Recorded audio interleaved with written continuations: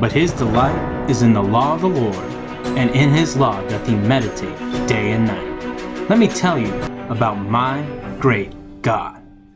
Hey guys, Pastor Tim here. Hope you're ready to get your day started off in God's Word. We are on Genesis chapter 35, and finally, after much, if you want to put the term out there, backslidden moments for Jacob, we see him finally return unto God, so to speak, because God here in this chapter tells him to go back to Bethel, all right? And that's a picture of returning unto the Lord. Bethel means the house of God, and he's been living out towards Shechem right now. He's been living near these wicked cities. He's kind of been resting on his own riches, his own works, and it's only led to defeat and shame, as we've seen with the past couple chapters. So now he's being called to go back unto the Lord, all right? And that's what God does with many of his children when they begin to stray and begin to fall to temptation. God is always calling them back to come back unto him, walk again in the name God has given them, in the newness of life God has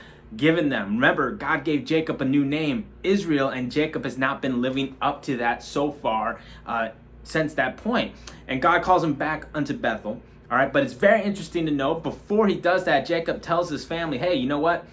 We got to get rid of all these strange gods in our house and all these wicked practices that we've been doing up until this time. All right, remember Rebecca? She was one that stole the strange gods, the idols, from her father Laban.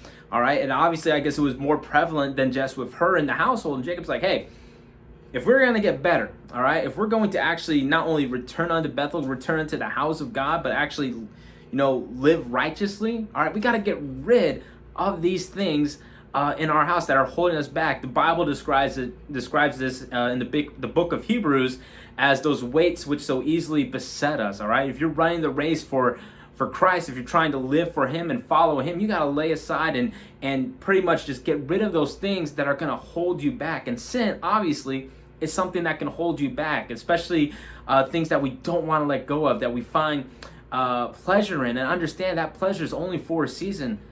You want to get rid of that, all right? The blessings that God gives to ones that are following him, that are seeking to glorify him with their lives, is an eternal blessing, much greater than the pleasures of sin, the seasonal pleasures that we receive for a short amount of time. All right, so we see a great picture here and what a child of God might need to do in their lives as well. If they want to continue to follow God, maybe they messed up, maybe they've been backsliding themselves for a little while. Hey, if you want to get back to following God like you should, you may also have to get rid of things that are going to hold you back, or are going to hold you down, or are only going to cause more trouble for you in trying to live for God once again. And so that's what Jacob does. Hey, get rid of all these idols, and they buried them in a ground underneath a tree out in Shechem, and then they went back on their way. And then after that, we just get a bunch of series of events, little things that happen. First, we see that Rachel passes away, but not before she gives birth to Benjamin. She actually passes away during child labor. And so we have the final son of Jacob. All 12 sons from Reuben down to Benjamin now have been born. But we also see in Reuben, all right, all because Jacob wants to go and follow God once again, doesn't mean the whole family is going to follow suit. And we see Reuben commit a sin in this chapter as well, in sleeping with one of Jacob's concubines, Bilhah, I believe it's the name is how it's pronounced. And it's very much the same, and I tell my teenagers all the time, in Christian families as well, you're not a Christian simply because your parents are Christians. All right, you're not living for God simply because your parents desire and seek to live for God. All right, you have to make that decision for yourself as well. And Reuben, he kind of struggled with that. Later on in Genesis, we see Jacob, he talks about Reuben, the firstborn, who's forfeited that right because of the sins that he commits and his unstable nature when it comes to following God. He talks about how, he could have done much, but he hasn't. He didn't fulfill all that potential he had.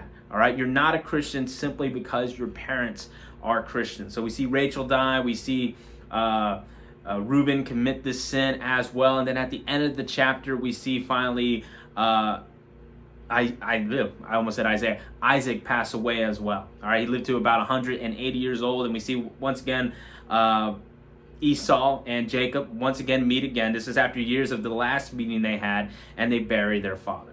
All right, that's it for this chapter. A lot of things happen in it, but I think the biggest thing we can see here is after all the sin and defeat and shame Jacob has experienced in his family, he's finally got himself away from the temptation, from the world, and gone back to the house of God, gone back to wanting to follow God. And he saw the very important need of having to get rid of the idols and those sins that would hold them back from doing so. Hope you guys have a great day. Tell somebody what you got out of God's word. Stay safe, stay healthy. God bless.